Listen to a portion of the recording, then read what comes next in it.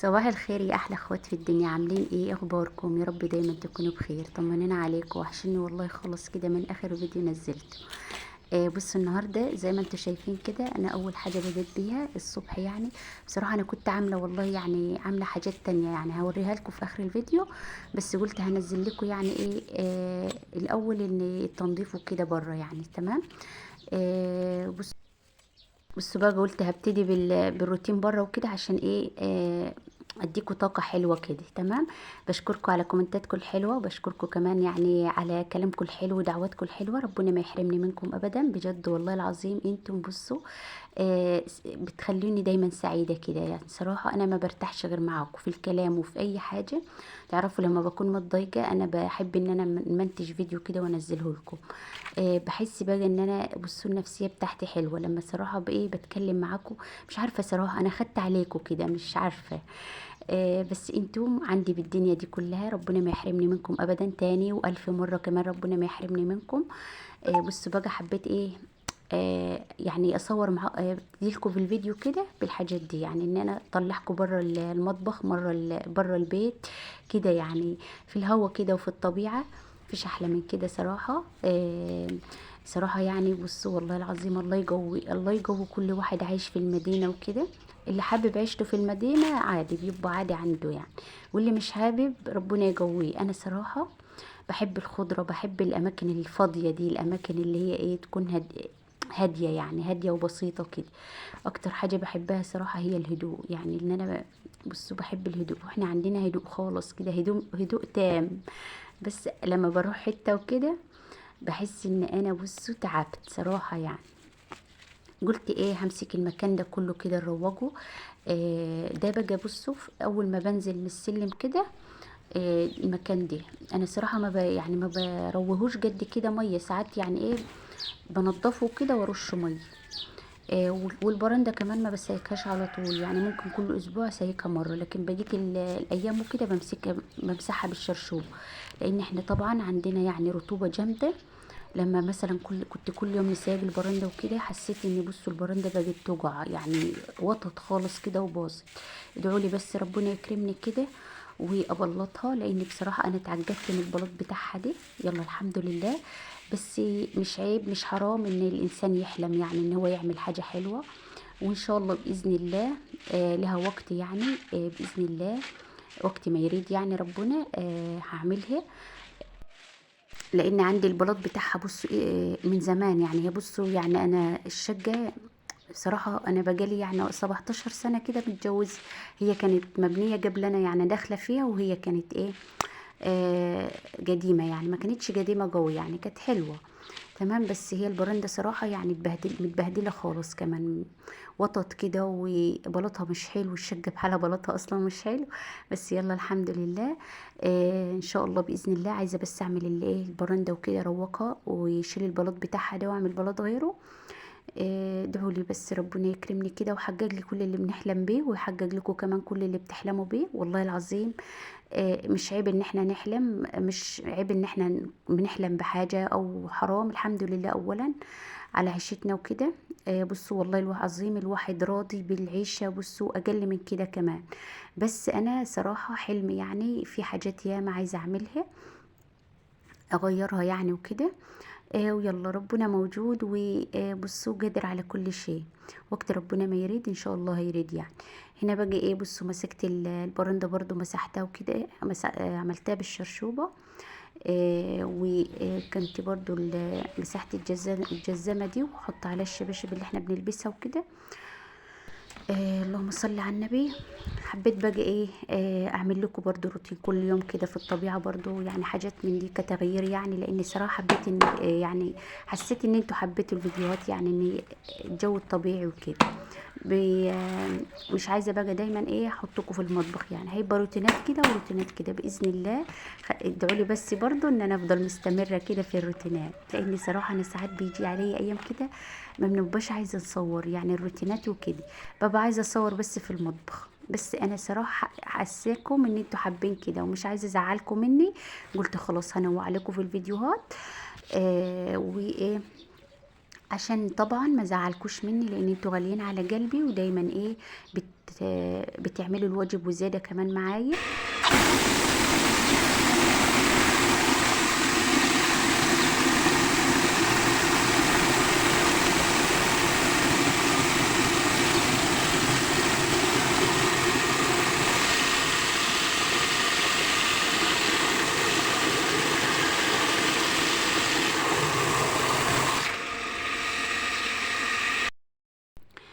بصوا هنا بقى مليت اللي هو الجردل بتاع الشرشوبه ده.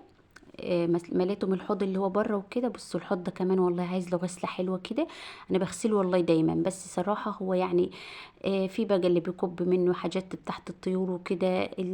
المكان برضو بره مكشوف وكده. بصي تغسليه من هنا تلاقيه ملا تراب من هنا ووسخ من هنا. بيتبهدل صراحة. يعني هو عايز له غسلة كمان. يعني أنا بعد ما خلصت مسكته غسلته كده بالليفة. جبت ليفة المواعين وكده وغسلته. روقته هو كمان يعني. وهنا بقى يعني عملت تروق كده. وكمان بص والله مسكت المكان كله رشيته بالخرطوم وكده راح زي الفل. بحس ان الدنيا رطبت كده اول ايه ما رش بالخرطوم وكده. العفرة بقى ما فيش عفرة.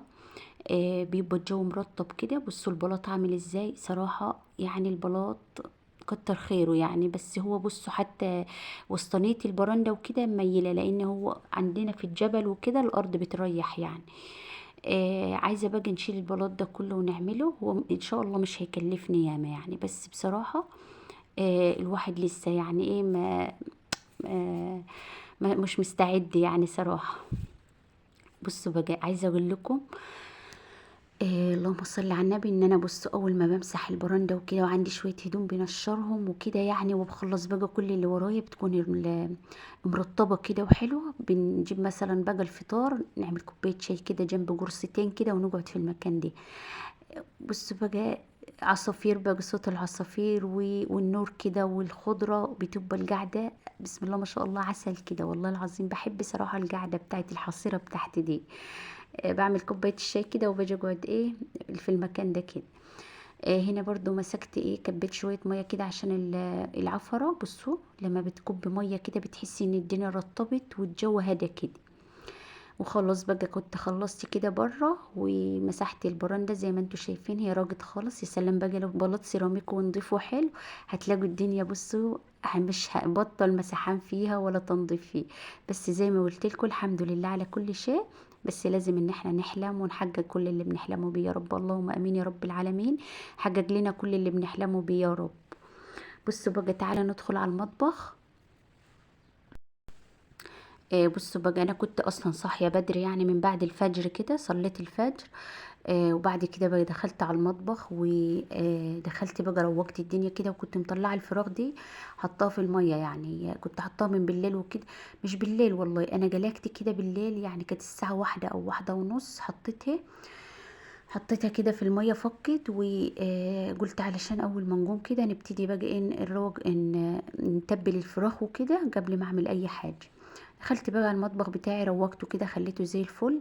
وعملت برضو الفراخ وكده تبلتها. قلت على ما نطلع وكده يعني على ما نخلص كل اللي ورايا وكده تكون اتبلت وبقت حلو. مسكتها بقى ايه اول حاجه كده لما بطلع الفراخ من الفريزر يعني بعصر على ليمونتين كده. اغير طعم الايه لما يكونوا في الفريزر وكده. عودي نفسك. انا طبعا كنت غسلاهم ونقعهم في ملح وليمون وكده والدنيا تمام. وحطهم في الفريزر. بس اول ما بطلعهم بفكهم الاول كده من التلج اللي عليهم. وبعد كده بقى بعصر عليهم ليمونتين. الخطوه دي حلوه خالص. بتخلي لك الفراخ كانهم صابحين يعني. بتبقى طعمهم حلو كمان. واي ريحه من ريحه الفريزر او كده بتبقى بتروح منهم ويبقوا زي الفل صراحه يعني لما بطلعهم واعمل لهم الخطوه دي. تمام. عصرت عليهم ليمونتين كده. وقلت على ما اخلص شويه المواعين اللي قدامي دول هعملهم يكونوا ايه عملوا يعني من ليمون. وبعد كده همسكهم اغسلهم بقى وايه وهعمل ايه. هنعمل صينيه فراخ بالبصل يعني. وهعملها احط لها فحمايه كده زي الفراخ المشويه. دي بقى بص انا عشقي انا وولادي اللي هي الفراخ اللي انا بعملها دي صينيه الفراخ دي بالبصل. بيبقى فيها صوص كده صوص مكرمل كده وبتبقى حلوة خالص كده تحفة. مسكت بقى قلت ايه هنراج الرخامة كمان بشوية خل كده مسحها. وعلى بقى ما اتبلت الفراخ وتبلتها وكده، كنت بقى روقت السراير. كانوا يعني صحوا كده، الولاد صحوا وجوزي كان صحى وكده وطلعوا. بصراحة عندنا ما بنفطرش، يعني بنفطرش غير بعد ايه، يعني هم طلعوا بقى راحوا الارض وكده. وانا بقى ابتديت ان انا ايه اروج السراير وكده، وكان عندي دور غسيل حطيته في الغسالة وبص، والدنيا راحت زي الفل. ده كله كانت الساعة كام؟ كانت الساعة ما جتش لسه 7:30، يعني هم طلعوا وكده كانت الساعة جت 7:30، كانت الساعة 7 أو 6:30 والله ما أنا فاكرة.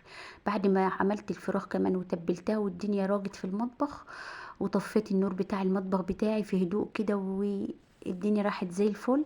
طلعت بقى ايه وروقت طبعا الشقة، طلعت بقى عملت اللي انتوا شفتوه في اول الفيديو ده. روقت البرندة كده، وانتوا زي ما شفتوا برضو ساعة ما وريتكم، يعني السما كانت لسه الجو ايه، ما كانش الشمس طلعت يعني، كان الجو لسه برضو. يعني الشغل بقول لكم، يعني الصحيان لما تصحي بدري وكده. شوفوا انا خلصت كل اللي ورايا كده، وكانت الساعة لسه كانت 7:30. يعني انا كنت طالعة وكده كانت 7:30 لسه او 7، والله ما انا فاكرة صراحة يعني. حلو خالص، خدتش بقى زي ساعة ونص كده. كانت الساعة جت 8، كنت طبعا ولعت على الفراخ والدنيا تمام وحلوة خالص. بس وخلاص، وحضرت الغدا وقعدت كمان بقى ايه صليت الضحى وكده. وقعدت بقى ايه اتفرج شوية على التليفون وكده وبص، والدنيا رايقة حلوة خالص. بتيجي بقى الظهر كده ممكن الواحد ينام له شوية، يقوم العصر تاني لو وراه حاجة هيعملها وكده. بتحسي بقى ان دايما وراكي وقت، يعني لكن لو تنامي بقى وتاخدي نوم، يعني تغيبي طول اليوم نايمة، مفيش، مش هتلاقي وقت لنفسك، مش هتلاقي وقت لأي حاجة، هتلاقي دايما بيتك مكركب كده. بعمل باقي الشغلة دي، بمسح مثلا، انضف الصالة كده، اروج الأوضة دي اروج الأوضة دي، بحس ان هي دايما نظيفة، يعني بس ان انا نطبق السراير بس. طول ما ايدي في الحاجة يعني، والمطبخ كمان اي حاجة عايزة تنمسح فيه.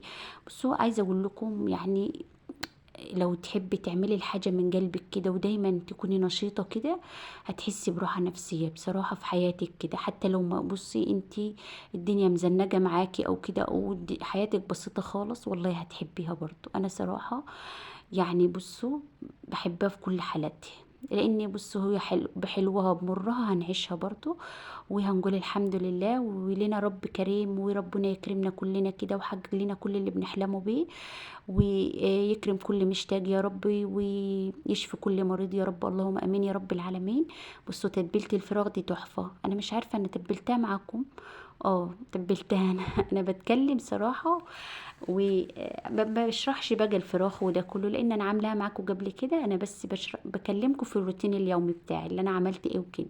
لكن انتوا لو عايزين تطلبوا مني اي حاجه اعملها لكم كده، انا عادي من عيوني اعملها لكم. بس انا بتابع معاكم الروتين اليومي بتاعي يعني. تمام. وبرضو انا تبلت الفراخ ازاي، بتبلها ازاي؟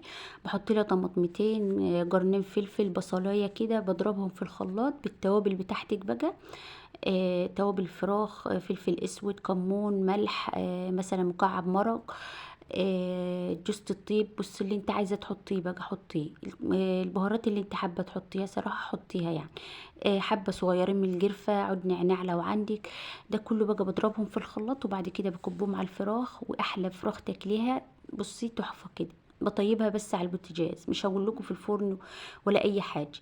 بعملها على البوتاجاز كده، وبعد كده ايه بحط لها في حمايه كده، بتبقى زي المشويه، ولا نتعب نفسنا بقى في الدخان وبص حاجه بصراحه بزهق يعني لما تشوي الفراخ على الفحم. هنا بصوا بقى مسكتها رصيتها، كنت طبعا سبتها بقى لما خلصت كل اللي وراي. هنا بقى رصيتها كده في الصينيه. آه الصينيه اللي انا حطيتها فيها الاول صراحه ما خدتهاش، لان بصوا كانوا 5 وراك كده، كانوا بسم الله ما شاء الله الفراخ كانت كبيره. حطيتهم بقى في الصينيه دي، وحطيتهم على عين البوتاجاز، وما خدوش معايا طياب. وكانت الفراخ تحفه كده. بصوا الصوص ده بقى لما بتاكليه كده بيبقى بسم الله ما شاء الله حلو. بس انا بمنتج الفيديو معاكم هفت عليا ان انا اقوم اعمل صينيه فراخ كده. بس يلا، انا كنت في اليوم ده مش عارفه كنت عامله ايه يا رب، وانا بمنتج لكم الفيديو كنت عامله محشي وبط. كنت حاشية عاملة محشي وبط وكده، وان شاء الله الفيديو ده هينزل لكم يعني بعد الفيديو دي، او يعني مش حاشية صراحة، هو روتين برضو ومحشي يعني. روتين في المطبخ وبره المطبخ برضو يعني. تمام. هنا بقى كانت الفراخ طابت، حطيت لها الفحمايه. وعندك بقى اللي هو اللهم صل على النبي، ورق الفويل ممكن تكتميه بيه. صراحة ما كانش عندي، حطيت عليها غطا كده وكتمتها بالفوطة، وشربت خدت ريحة الدخان وكانت حلوة خالص، بسم الله ما شاء الله. وكنت عاملة بقى صينية رز معمر، ده الحاجة الأساسية اللي أنا بعملها. صراحة ما بحبش أسلق رز قد كده يعني. وكنت هنعمل عاملة في اليوم ده شوية مخلل كده. هوريكم برضو الطريقة، أنا ما عملتوش برضو معاكم، بس يعني إيه، حاجات مقاطع بسيطة كده منه يعني. كنت عاملة يعني مخلل كرنب، وكان عندي بدنجان من هو الطويل ده اللي هو بيبقى لونه بنفسجي. كنت مولعه عليه ان هو ينسلق وكده، هعمله مسلوق برضو، واحط له التوم بتاعه والفلفل وكده، تحفه. انا بموت فيه كده. بيبقى المخللات دي على فكره خفيفه كده في الملح وكده، بتبقى حلوه يعني. وشويه مخلل بقى عملتوه مخلل كرنب عظمه يعني، حاجه كده من الاخر تحفه، مجرمش كده وحلو خالص. بعمله بطريقه، بصي لا يعلى عليها كده صراحه. طريقه اختي كانت جايه لي عليها، كان شويه مخلل اقسم بالله ملهم حل كده. الطريقه دي لما بتعمليها المخلل بيفضل معاكي فتره طويله، وبيبقى حلو خالص، بسم الله ما شاء الله. وعايزه اقول لكم ان صينيه الفراخ كانت زي ما انتم شايفين كده، عسل عسل كده، زيكم احلى اخوات في الدنيا.